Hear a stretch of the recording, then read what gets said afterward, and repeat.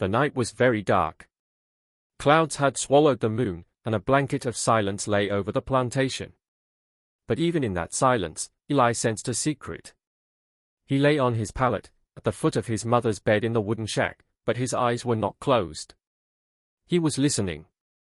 On the other side of the wall, just outside, beneath the window, two voices were coming. One was the voice of Mr. Crawford, the master of the plantation. The other was Mr. White, the overseer, his trusted man. Why were they here so late? Eli's heart began to pound. He became completely still, even forgetting to breathe. He's thinking of running, Mr. White. I'm sure of it. There's something else in his eyes. Mr. Crawford's voice was low but sharp. Yes, sir.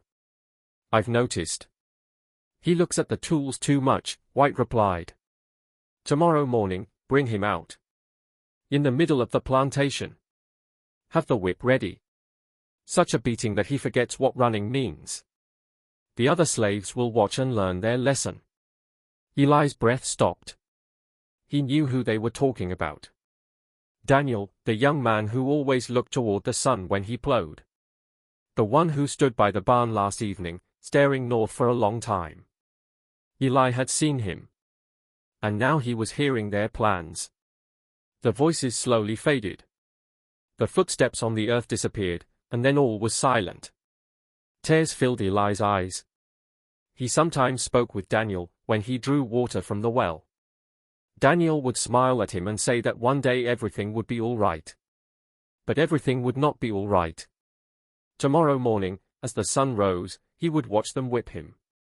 Eli closed his eyes, but sleep did not come.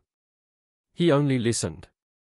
The sound of night insects, the distant barking of dogs, and the soft breathing of his mother. His mother knew nothing. She was exhausted, worn out from working all day in the cotton fields. Eli thought, if I tell her, what will happen? She could do nothing. No one could do anything. When morning came, the sun was red as copper. In the middle of the plantation, Daniel was tied up. All the slaves were made to stand in rows. Mr. Crawford sat on his horse, his face as emotionless as stone. Mr. White raised the whip. At the first strike, Daniel screamed. Eli grasped his mother's hand. He was trembling. The second strike, the third, soon Daniel's back was split like leather and blood began to drip onto the ground. Eli's eyes were not on Daniel. He was watching Mr. Crawford. There were no emotions on his face, no anger, no hatred. Just a cold, empty silence. This was more terrifying than rage. In that moment, Eli felt that he possessed a power, a terrifying power. He could hear the things that walls concealed. He could know the secrets that were never revealed in daylight. And this power was also a curse. Eli knew nothing of his birth. People said he was born in the bitter winter of 1845, when cotton prices had fallen and stricter rules had been imposed on the plantation. His mother, Pearl, told him he was born in a tiny shack where the roof leaked and the wind cut through from outside to in. His mother had cut the umbilical cord herself, with an old piece of sugar cane. You were so small, Pearl would say, so small I thought you would not survive. But you screamed and let me know you intended to live. Who Eli's father was, Pearl never revealed. Perhaps he had been sold to another plantation, or perhaps he had died. For slave children, having a father was not a necessity. A mother was everything. As Eli began to grow, he saw that the world was divided into two parts. On one side stood the big white house, where Mr. Crawford and his wife lived. That house had long windows and flower beds outside. On the other side were the small slave shacks, made of earth and wood, containing only pallets and a hearth. At 3 years old, he was taught to carry water. At 5, he began feeding the chickens. At 7, he was taken to the cotton fields. Long, endless rows, dark plants, and the sun's heat that seemed to pass right through his head. He would bend all day, picking cotton bolls, trying to forget the burning in his back. He often saw Mr. Crawford, mounted on his horse, whip in hand, watching the work. He never shouted. He just watched with cold eyes. If a slave slowed down, he would move his horse closer and quietly touch their shoulder with the tip of his whip. No wound, just a reminder. For many, this was enough. But more terrifying than Mr. Crawford was Mrs. Crawford. She rarely came outside, but when she did, a whole legion of fear accompanied her. Her eyes were small, like those of a hunting bird, and she noticed everything. One day, Eli accidentally broke a flower while passing through her garden. Mrs. Crawford saw him from her window. That evening, his mother was summoned. Eli did not know what happened, but when Pearl returned, her face was swollen and there were blue marks around her eyes. She embraced Eli and whispered, "Never go into her garden." Never. As Eli grew older, he became quieter. He didn't speak much more than the other children, but his eyes saw everything and his ears heard everything. He soon learned that the mud walls of the slave shacks were thin. From inside, every sound from outside could be heard. And from outside, sounds from within as well. At night, when the whole plantation slept, Eli would stay awake. He would lie with his ear pressed against the wall. He would hear whose stomach was empty, whose child was sick, who was crying remembering a loved one sold away long ago. He would hear who was talking of running, who was bringing news from another plantation. He heard everything, but he never told anyone. One night, he overheard Mr. White and the drivers. They were standing near the barn, drinking and laughing. They were talking about a new slave who had arrived and was very stubborn. "Tomorrow we'll have to teach him a lesson," Mr. White said. Eli noted the new slave's name in his heart. In the morning, he met him in the fields. He was a tall, muscular man with a spark in his eyes. He was plowing with great force, as if pouring his anger into the earth. Eli approached him and offered a gourd of water. "What is your name?" Eli asked. "Moses," he replied. Eli looked at him and said, "Be alert tonight. They won't leave you alone." Moses looked at Eli with surprise, but said nothing. That night, Moses was taken from his shack to the barn. Eli pressed his ear to the wall and listened. The sound of the whip, screams, and then silence. In the morning, Moses did not come to the fields. He appeared days later, his back bearing deep scars. When he saw Eli, his eyes conveyed gratitude. That day, Eli became certain of his power. He could hear the things inside walls. He could recognize approaching storms. But he could not stop them. He could only warn, and occasionally save someone. By the age of 12, Eli had learned much. He could estimate the weight of cotton by sight, he knew when rain would come, and he could tell Mr. Crawford's mood from the sound of his horse's hooves. But he had also learned something else. The house. That big white house. He watched it with a strange fascination. During the day, he would go there to work, gathering wood, carrying water, cleaning the garden. He never went inside, but from outside, he had observed every corner of the house. He knew which window belonged to Mr. Crawford's room, which to the kitchen, and which was the window from which Mrs. Crawford looked out.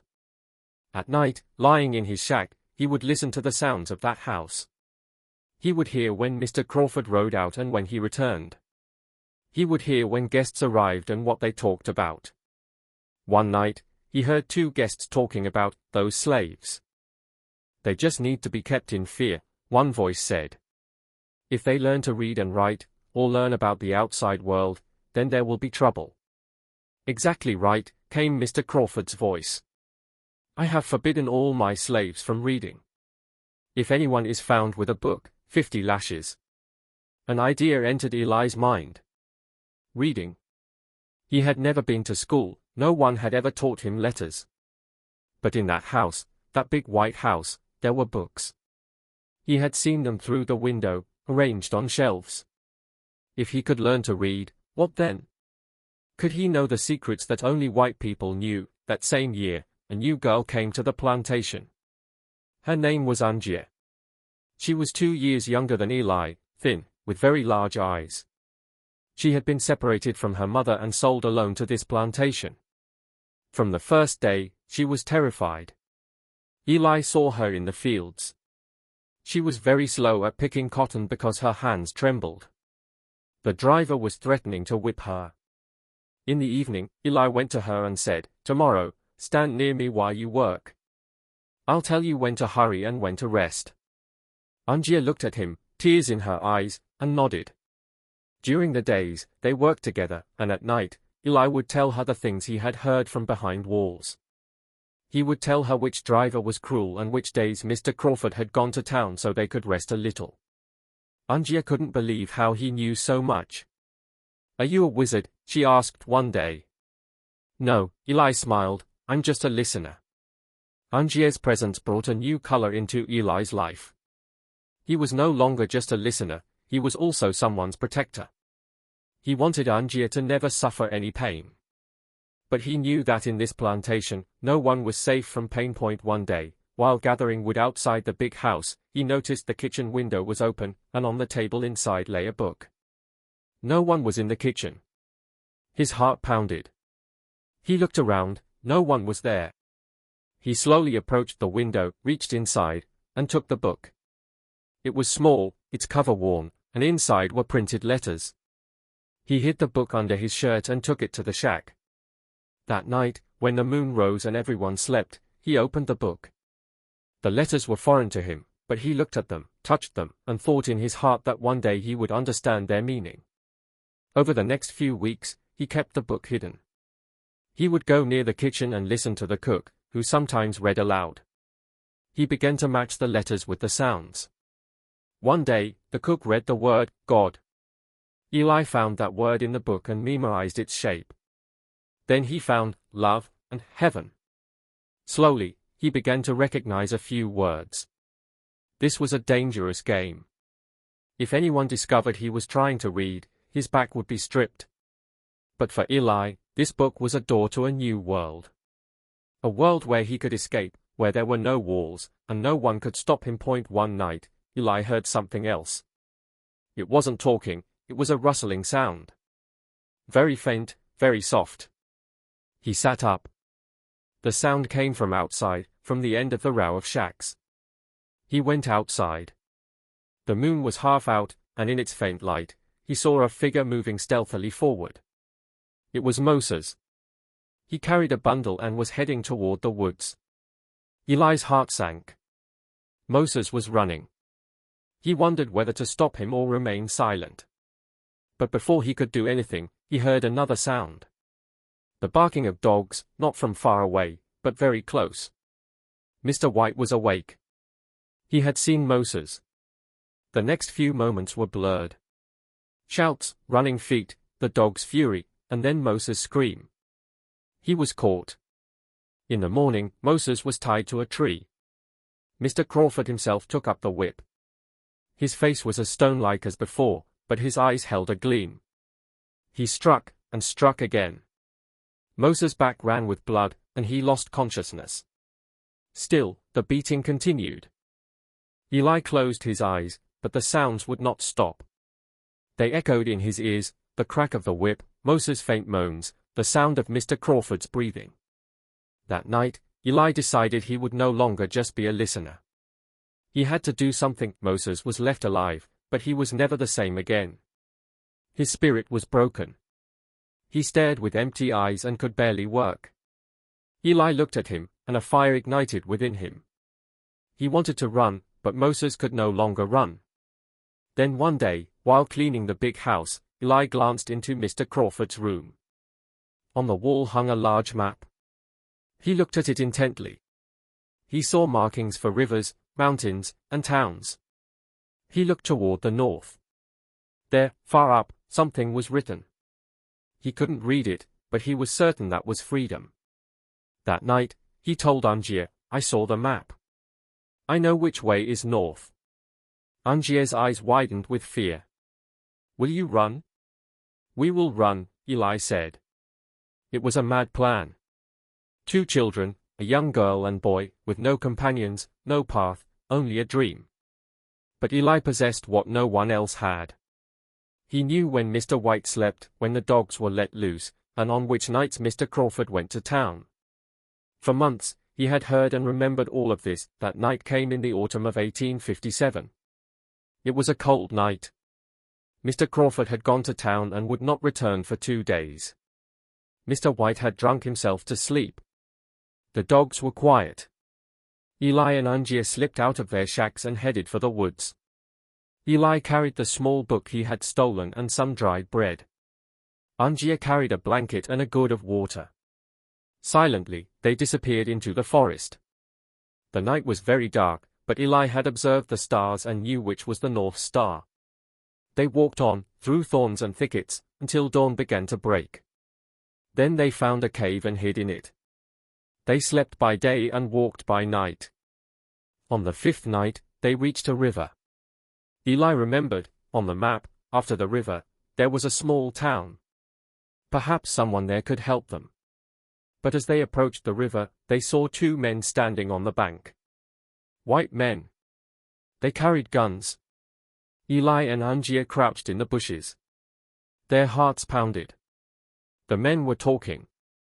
2 slaves ran away, a boy and a girl, one said. Mr. Crawford has offered $50 reward. They can't have gone far, the other said. We'll start searching in the morning. Eli grasped Angier's hand, and they slowly retreated, going deeper into the woods. They couldn't cross the river now. They couldn't think of anything but going back. But going back was also death. They wandered in the forest for many days. Hunger, thirst, and fear weakened them. One night, they found an old, abandoned house. It stood in the middle of the woods, its roof collapsed, its walls covered with moss. They went inside.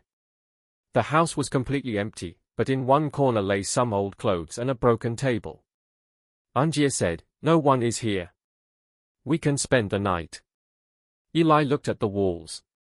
They were made of mud, just like their shacks. He pressed his ear and listened. At first, there was nothing. Then a faint sound came. Very soft, very distant. Someone was crying. Eli shuddered. He looked at Angier, but she heard nothing. He went closer to the wall and listened intently. The sound became clearer. A woman was crying, and she was saying something. "My child, where is my child?" Eli's hair stood on end. He recognized the voice. It was his mother's voice. Pearl's voice. He stepped back. It was impossible. His mother was at the plantation, not here. But the voice came from within the wall, as if someone was trapped in the walls of the past. In the following days, Eli learned that this house had once been a small slave settlement. Many years ago, the owner had sold all his slaves. Mothers had been separated from their children. And their spirits, perhaps, still wandered here, searching for their children. That night, Eli sat by the wall and listened to his mother's voice. She was crying, but in her crying was a message. She was saying, "Don't stop, keep going, toward the north, toward freedom." In the morning, Eli and Angier bid farewell to that abandoned house. A weight lay on Eli's heart, but also a new resolve. His mother's spirit had shown him the way. He was no longer just a listener, he was the representative of all those spirits trapped in walls. They emerged from the forest and reached the river. Now there was no one there. They found a small boat tied to the bank and climbed in. The river water was cold and the current strong. They sat silently until the sun rose and they saw the other bank. On the bank stood an old man. He saw them and waved, calling them. They approached, and he said, "You're runaway slaves, aren't you?" Eli and Angier nodded.